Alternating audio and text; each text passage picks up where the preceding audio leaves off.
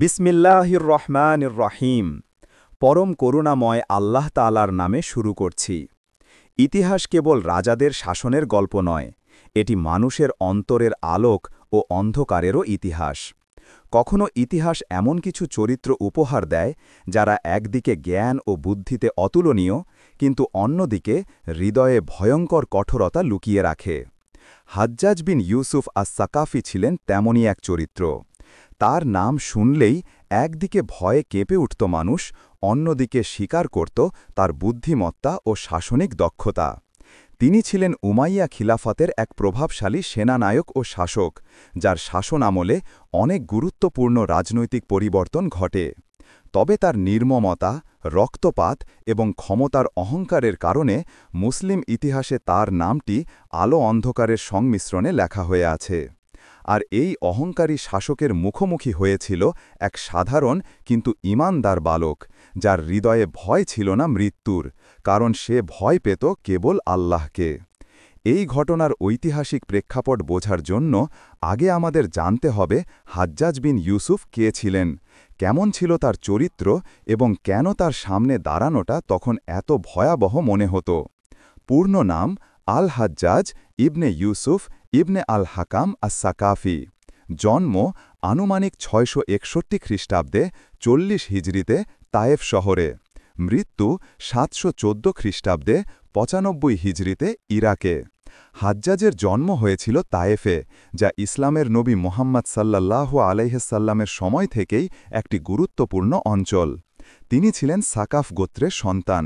ছোটবেলা থেকেই তিনি শিক্ষায় মনোযোগী ছিলেন এবং আরবি ভাষা ও ব্যাকরণে পারদর্শিতা অর্জন করেছিলেন।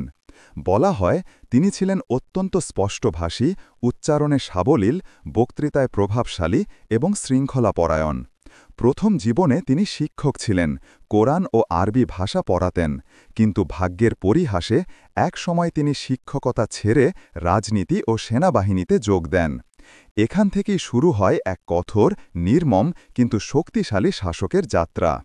তখন ইসলামী খিলাফত উমাইয়াদের হাতে, রাজধানী ছিল দামেস্কে। মুসলিম বিশ্ব তখনও বিশৃঙ্খল, খিলাফতের অভ্যন্তরীণ বিদ্রোহ, নানা দাবি দাওয়া ও রাজনৈতিক বিভাজনে ভরা।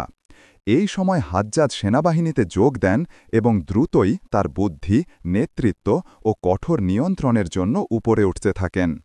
তার জীবনের টার্নিং পয়েন্ট আসে যখন তিনি খলিফা আব্দুল মালিক ইবনে মারওয়ানের দৃষ্টি আকর্ষণ করেন। আব্দুল মালিক ছিলেন চতুর শাসক, যিনি মুসলিম বিশ্বে স্থিতিশীলতা ফিরিয়ে আনতে চেয়েছিলেন। তিনি বুঝেছিলেন এই কাজের জন্য দরকার এক লৌহ মানব, যে ভয় না পেয়ে কঠোর হাতে শৃঙ্খলা প্রতিষ্ঠা করবে। আর সেই লৌহ মানব ছিলেন হাজ্জাজ বিন ইউসুফ। খলিফা তাকে প্রথমে ইরাকের গভর্নর হিসাবে নিয়োগ দেন, একটি অস্থির, বিদ্রোহপ্রবণ অঞ্চল। ইরাকে তখন বিভিন্ন গোষ্ঠী, বিদ্রোহী এবং খারেজি চরমপন্থী দল সক্রিয় ছিল।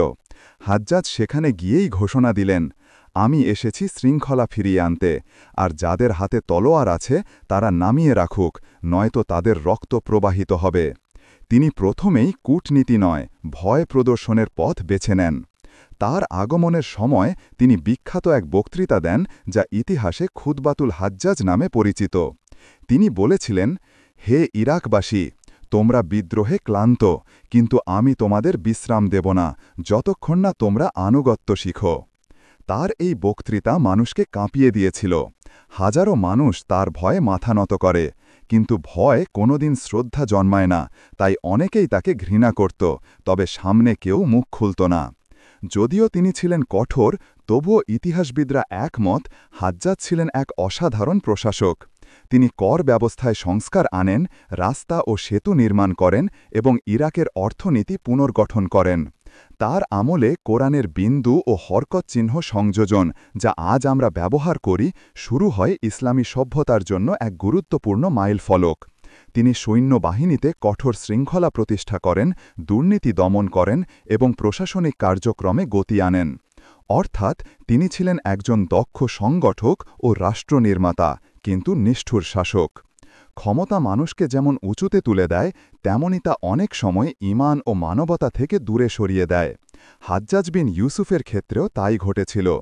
তিনি নিজের ক্ষমতার ওপর এতটাই আত্মবিশ্বাসী ছিলেন যে কখনো কখনো মানুষ নয়, নিজেকে নিয়তির মালিক মনে করতেন। অনেক সাহাবি ও তাবেঈনের ওপরও তিনি অত্যাচার চালিয়েছেন। বিশেষ করে আবদুল্লাহ ইবনে জুবায়ের রাদিয়াল্লাহু তাআলা আনহার বিরুদ্ধে তার অভিযান ছিল ভয়াবহ। মক্কার পবিত্র কাবার প্রাচীর পর্যন্ত সে সময় ক্ষতিগ্রস্ত হয়েছিল। এই ঘটনার কারণে মুসলিম সমাজে তার প্রতি ঘৃণা ছড়িয়ে পড়ে। তবুও খালিফারা তাকে ব্যবহার করতে থাকে, কারণ তার কঠোরতা বিদ্রোহ দমনে কার্যকর ছিল। এভাবেই হাজ্জাজ হয়ে ওঠেন ভয় ও আতঙ্কের প্রতীক। যতই তিনি নির্মম হন, হাজ্জাজ ছিলেন এক গভীর জ্ঞানী ও কৌশলী ব্যক্তি।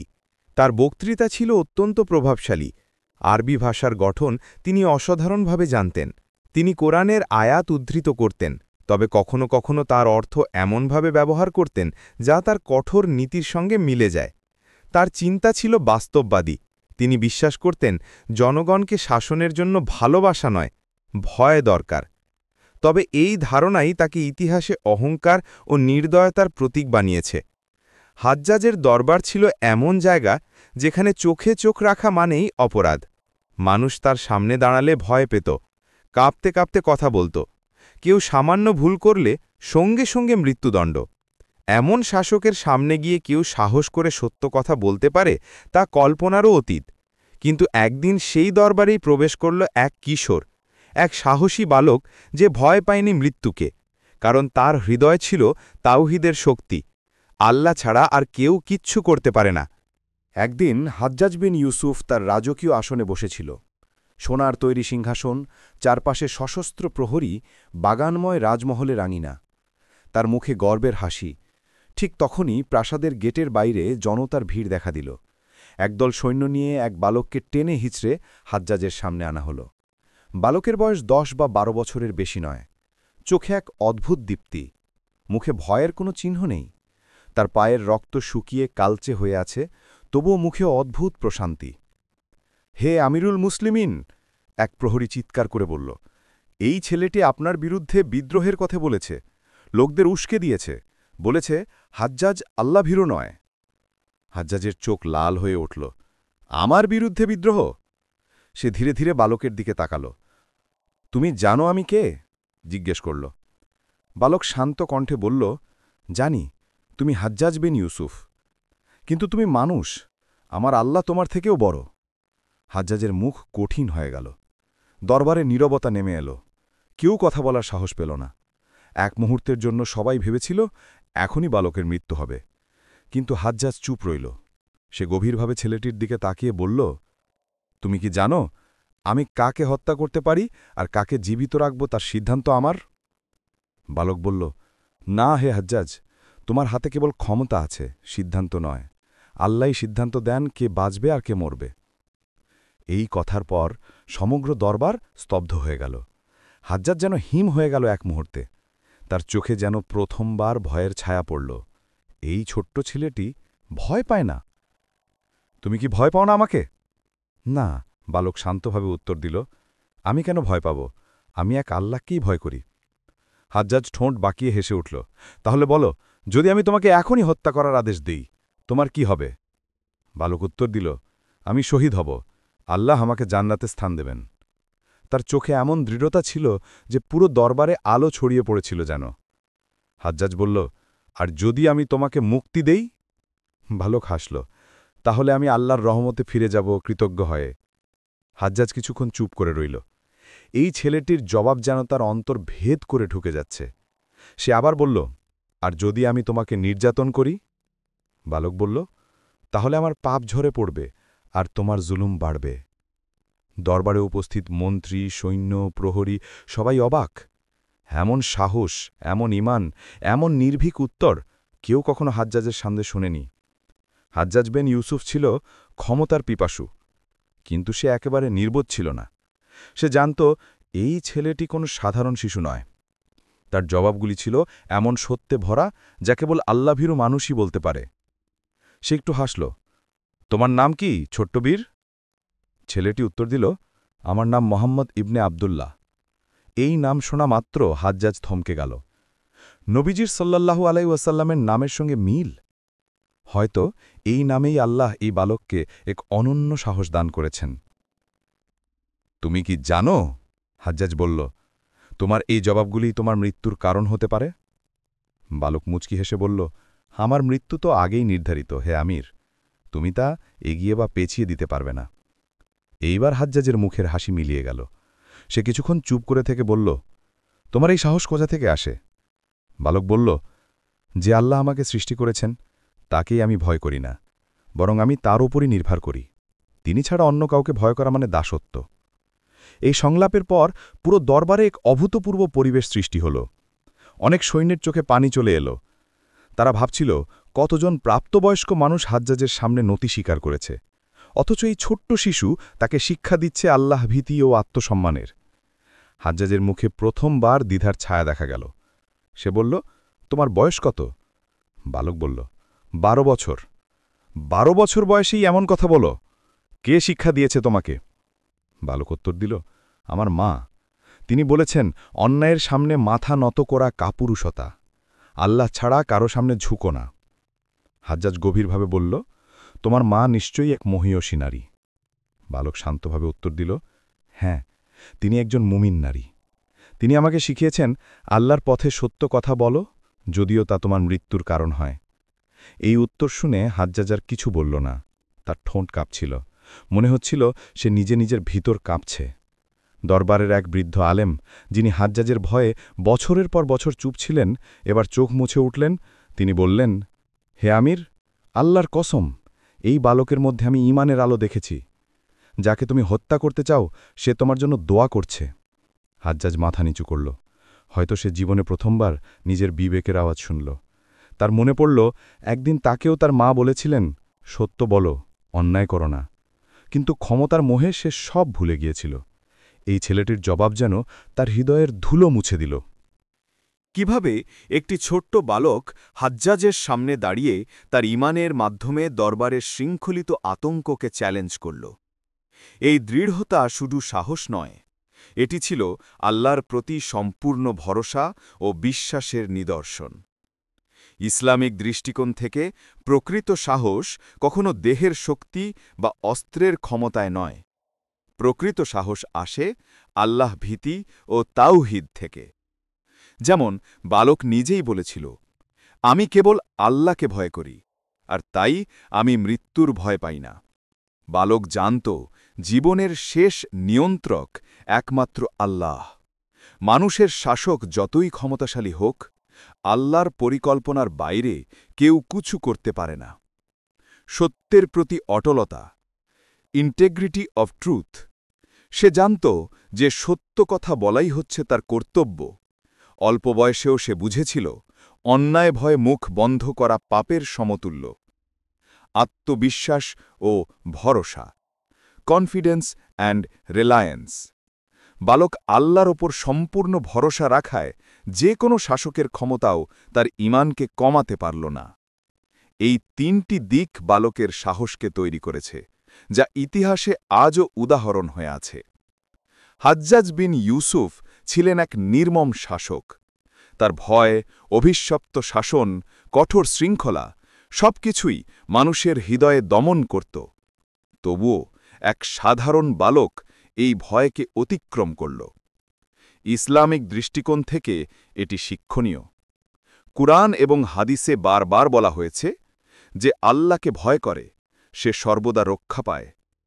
সূরা আত-তালাক 2:2। বালকের সাহস প্রমাণ করে, যে কোনো শাসক বা শক্তিশালী মানুষ মানুষের উপর ভয় তৈরি করতে পারে, কিন্তু আল্লাহ ভীতির শক্তি মানুষকে মুক্তি দেয়। একটি উদাহরণ হিসেবে আমরা হাদিস পড়তে পাই, মুমিন হল সেই ব্যক্তি যার হাত ও জিহ্বা থেকে অন্য মুসলিম নিরাপদ থাকে। অর্থাৎ প্রকৃত বিশ্বাসী কখনো অন্যকে ভয় দেখাতে চায় না, বরং অন্যকে আল্লাহ ভীতি ও ন্যায়ের পথে পরিচালিত করে। ছেলেটির মুখের কথাগুলো শুধু সাহস দেখায়নি, এটি তাওহীদ অর্থাৎ এক আল্লাহর একত্বের গভীর প্রমাণ। বালক জানত, মৃত্যুর, জীবন ও নিয়তির মালিক কেবল আল্লাহ। তাই মানুষের ক্ষমতা তাকে ভয় দেখাতে পারল না। আল্লাহর ওপর নির্ভরতা, তাওয়াক্কুল। ছেলেটি জানত যে কেউ আল্লাহর ওপর ভরসা রাখে, আল্লাহ তার রক্ষা করবেন। এটি কেবল একটি সাহসিকতা নয়, বরং আত্মার প্রশান্তি। সাধারণ শিশুদের জীবনে এই শিক্ষা অতুলনীয়। যে কোনো ভয়, হুমকি বা বিপদও আল্লাহর স্মরণে হার মানে। এই দৃঢ় তাওহিদই তাকে হত্যা, নির্যাতন এবং ভয়ঙ্কর পরিবেশের মধ্যেও শান্ত রাখল। আমরা দেখতে পাই প্রকৃত ঈমান এবং আল্লাহ ভীতি মানুষকে অতুলনীয় সাহস দেয়। হাজ্জাজ বিন ইউসুফের দরবারে সবাই হতবাক। সৈনিকরা যারা প্রতি মুহূর্তে মৃত্যুর ভয় পেত, তারা এই বালকের মুখে আল্লাহ ভীতির দীপ্তি দেখল। সিনিয়র মন্ত্রী যারা স্বভাবতই তার ভয়ে নীরব, তারা অনুপ্রাণিত হল। এটি প্রমাণ করে একটি শিশুর সাহস ও ঈমান কতটা পরিবর্তন আনতে পারে, এমনকি একজন নির্মম শাসকের হৃদয়েও। হাজ্জাজ নিজেও প্রথমবারের মতো বুঝল, শক্তি একমাত্র মানুষের হাতের অস্ত্র নয়। প্রকৃত শক্তি আসে আল্লাহ ভীতির সঙ্গে সত্য বলার ক্ষমতা। মানুষ মানুষের ভয় পেতে পারে, মুমিন শুধুমাত্র আল্লাহকে ভয় করে। সত্য বলার জন্য প্রয়োজন ঈমান ও আল্লাহ ভীতি। ছেলেটি প্রমাণ করল, বয়স নয়, ঈমানই শক্তি দেয়। ছেলেটি ইসলামের ছোট্ট বীর হয়ে ইতিহাসে অমর হয়ে গেল। সাহস, দৃঢ়তা ও তাওহিদ, এই তিনটি মিশ্রণই তাকে রক্ষা করল। আল্লাহ ভীতি একটি অদৃশ্য শক্তি। সত্যের প্রতি অটল থাকাই প্রকৃত ন্যায় ও শক্তি। ঈমান যে কারো হৃদয়কে নরম করতে পারে, এমনকি কঠোর শাসকেরও। আধ্যাত্মিক জ্ঞান, সাহস ও আত্মবিশ্বাস একত্রে যে কোনো বিপদ মোকাবেলা করতে পারে। হাজ্জাজ দীর্ঘক্ষণ চুপ রইলেন। তার চোখে প্রথমবারের মতো দ্বিধা ও অনিশ্চয়তার ছায়া। মনে হচ্ছিল এই ছোট্ট বালকের কথাগুলো তার হৃদয় ভেদ করছে। হঠাৎ সে বলল, তুমি মুক্ত, ছোট্ট বালক। তোমার সাহস ও ঈমান আমাকে মুগ্ধ করেছে। আল্লাহ তোমার পথ সুগম করুন। দরবারে উপস্থিত সকলেই বিস্মিত। কেউ কখনো ভাবেনি যে এক শিশু তাদের ভয়ঙ্কর শাসককে জয় করতে পারবে। এখানেই স্পষ্ট হয়ে যায় সত্য এবং আল্লাভীতি কত বড় শক্তি। একটি সত্যবাদী বাক্য, একটি নির্ভীক শিশু এবং আল্লাহর উপর বিশ্বাস, এই তিনের মিশ্রণে সবচেয়ে শক্তিশালী শাসককেও নত করতে পারে। হাজ্জাজের জীবনে এটি এক গুরুত্বপূর্ণ অভিজ্ঞতা ছিল। তিনি শিখলেন, ক্ষমতা থাকলেই সবকিছু সম্ভব নয়। প্রকৃত শক্তি আসে মানুষের ঈমান, আল্লাভীতি এবং সত্য বলার সাহস থেকে। ইতিহাসে এই গল্পটি শিক্ষণীয় উদাহরণ হিসেবে উঠে আসে যে অত্যাচারী ও নির্মম শাসকও যদি সত্য ও ঈমানের মুখোমুখি হয়, তবে তার দমন শক্তি সীমিত হয়। এই ঘটনাটি ইসলামী ইতিহাসে ছোট বালকের সাহসের দৃষ্টান্ত হয়ে রয়ে গেছে। যারা দুর্বল মনে করেন, তারা দেখতে পারে সত্য, ঈমান এবং আল্লাভীতি যে কোনো ভয়ঙ্কর প্রতিকূলতা অতিক্রম করতে পারে। বাহ্যিক ক্ষমতা যেমন মানুষকে ভয় দেখাতে পারে, তবে ঈমান ও আল্লাভীতি মানুষের অন্তরে মুক্তি ও সাহস দেয়। কোনো পরিস্থিতিতেই সত্যের পথে স্থির থাকা মানুষকে মহিমান্বিত করে। এই বালক প্রমাণ করল, সত্য বলার সাহস বয়স বা পদমর্যাদার উপর নির্ভর করে না। প্রকৃত ভয়ের উৎস হল আল্লাহ। আল্লাহর উপর ভরসা রাখলেই কেউ শাসক বা শক্তিশালী প্রতিপক্ষের মুখেও ভয় হারায় না। শাসক ও ক্ষমতাধারীদের জন্য শিক্ষা। শক্তি থাকলেও অন্যায় করা যায় না। ক্ষমতার সীমা নির্ধারণ করে আল্লাহ। হাজ্জাজের অভিজ্ঞতা প্রমাণ করে, অত্যাচারীও যদি সত্য ও ঈমানের মুখোমুখি হয়, তার শক্তি সীমিত। সত্যিকারের শিক্ষা সর্বদা প্রজন্ম থেকে প্রজন্মে যায়। এই গল্পটি আজও আমাদের শেখায় যে শিক্ষা ও ঈমান বাচ্চাদেরও জীবন পরিবর্তনের শক্তি দিতে পারে। শিশুকাল থেকেই সত্য, সততা এবং আল্লাহ ভীতির শিক্ষা দিলে মানুষ জীবনের কঠিন পরিস্থিতিতেও সঠিক সিদ্ধান্ত নিতে সক্ষম হয়। প্রভাবশালী বা ক্ষমতাশালী ব্যক্তি ভয়ে সমাজকে দমন করতে পারে, কিন্তু সমাজের একটি অংশ সত্য ও ন্যায়ের সঙ্গে দাঁড়ালে তারা ভয়কে জয় করতে পারে। প্রযুক্তি ও আধুনিক জীবনে মানুষ প্রায়শই ভয় ও চাপের মধ্যে থাকে। এই গল্প মনে করিয়ে দেয়, প্রকৃত শান্তি আসে আল্লাহ ভীতি এবং সত্যের সঙ্গে থাকার মাধ্যমে। ন্যায় ও সামাজিক দায়বদ্ধতা। সমাজে যারা শক্তিশালী তাদের দায়িত্ব থাকে ক্ষমতার অপব্যবহার না করার। বালকের গল্প দেখায় ছোট শক্তি হলেও ঈমান ও সত্যের সঙ্গে মিললে তা বড় শক্তির উপর প্রভাব ফেলতে পারে। ভয়ঙ্কর পরিস্থিতিতে সাহসী হও, যেমন বালক হাজ্জাজের সামনে দাঁড়ালো, তেমনি জীবনেও সততা ও ঈমানের সঙ্গে দাঁড়ানো শেখো। আল্লাভীতি ও তাওহিদ সবসময় মনে রেখো, প্রকৃত ভয়ের উৎস আল্লাহ। সে ছাড়া কোনো শক্তি চিরস্থায়ী নয়। সত্যবাদিতা সত্য বলার সাহসী মানুষকে মহান করে। বয়স বা সামাজিক অবস্থানের উপর নির্ভর করে না, ঈমান থাকলেই যথেষ্ট। ক্ষমতা ও দায়িত্ব যারা ক্ষমতায় আছেন তাদের দায়িত্ব অন্যায় না করা, ন্যায়ের পথে চলা। এক শিশু বা সাধারণ মানুষও ঈমানের মাধ্যমে সমাজে পরিবর্তন আনতে পারে। এই বালকের মতো আমরা সবাই শিখতে পারি যে সাহসী হওয়ার জন্য শুধু একটি অন্তরের আলোক দরকার, আল্লাহর প্রতি ভরসা এবং সত্যের প্রতি অটলতা। হাজ্জাজের মতো শাসকও যখন বালকের সাহস ও ঈমান দেখে নত হয়, তখন আমরা বুঝতে পারি প্রকৃত শক্তি ও পরিবর্তন আসে ক্ষমতা থেকে নয়, ঈমান, সত্য ও আল্লাহভীতির মাধ্যমে। এই গল্প আমাদের আজও মনে করিয়ে দেয়, সাহসী হও, সত্য বলো এবং সব কিছুর ওপর আল্লাহর ওপর ভরসা রাখো। আশা করি আজকের আলোচনা থেকে আপনারা একটি গুরুত্বপূর্ণ বিষয় সম্পর্কে পরিষ্কার ধারণা পেয়েছেন।